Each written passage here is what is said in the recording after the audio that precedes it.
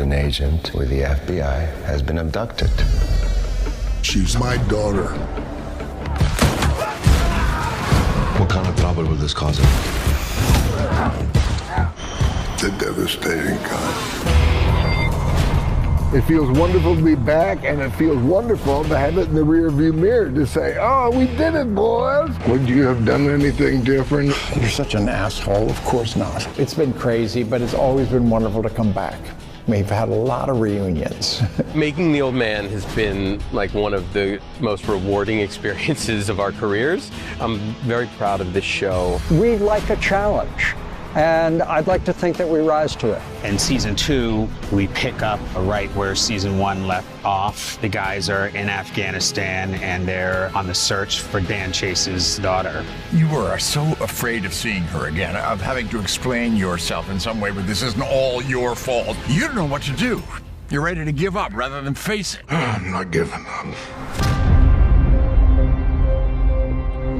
In season 2, Dan Chase is wrestling with losing his daughter in terms of her learning that he is not her biological father, in terms of her being held hostage on the other side of the world. The stakes are up here. He's a guy who is in his youth was a hero, and now he's challenged by many demons that he's struggling with, and also protecting his loved ones.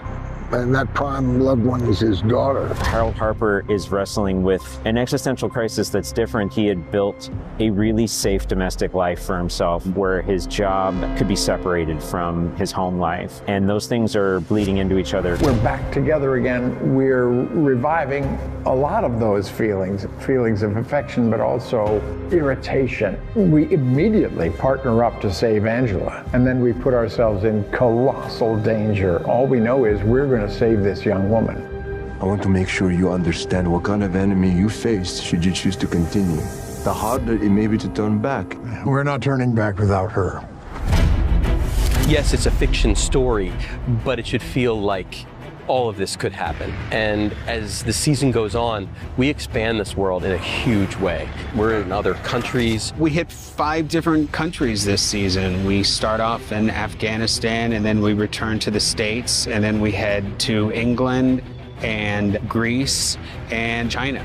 Some of the challenges that Emily Chase will be facing this season is she comes face to face with who she really is, finding her family, all the things that her father kind of lied to her about. In season 2, we get to watch Faraz Hamzad have to confront the fact that his anger isn't as constant maybe as he thought. Every step of the way is raising a question for you. The answers are within you. It gives you a chance to put yourself in the shoes of those characters and question yourself. Why are you here? I wanted to know where I came from.